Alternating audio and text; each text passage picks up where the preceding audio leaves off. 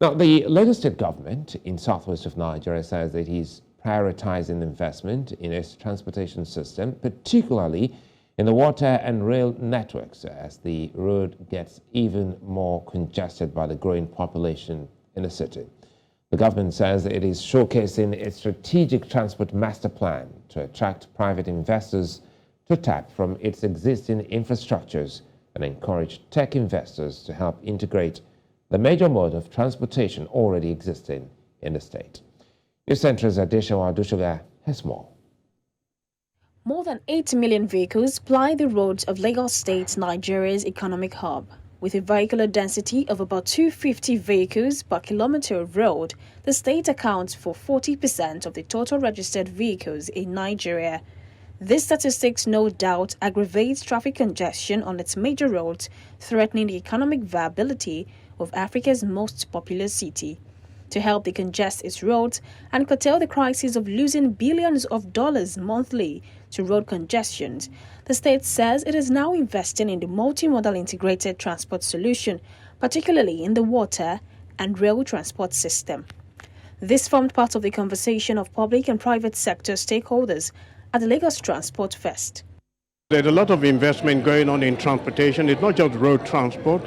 We have investment going on in on our rail, the rail sector. We have investment going on in water transportation. In fact, recently the British government came in and then did a research, a study to see how they can bring in the private sector from Europe. There is quite need for us to expand the options for the transport sector in Nigeria, and of course with key focus on Lagos.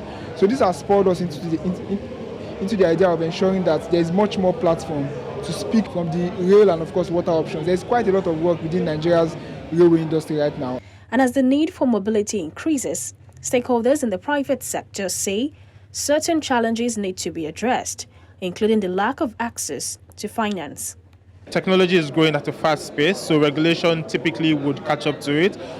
So our own approach is to work closely with government to ensure that we have regulations that are forward-looking, right? Regulations also putting into consideration other stakeholders, and we've been successful with it so far. Some areas aren't even well connected to major road networks, so obviously it's important for the government or the public sector to step in to make sure this infrastructure is built so that the technology that we provide can work properly. Governments alone cannot, carry the burden of providing working capital to them. So there has to be collaboration between the government and the financial services.